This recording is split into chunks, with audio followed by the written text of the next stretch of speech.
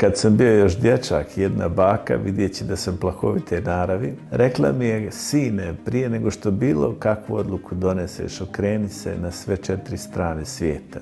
I ja sam to primjenjivao i pokazalo se vrlo djelotvornim, zato što dok bi se okrenuo na 4 strane svijeta i pogledao na 4 strane u daljinu, već bih zaboravio zbog čega sam bio gnjevan.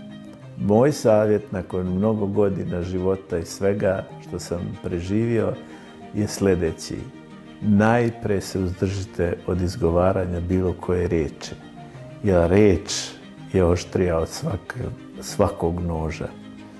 Riječ je nešto što nas podiže ili obara, ali naučite se već jednom i vi i ja da niko od ćutanja nije postradao.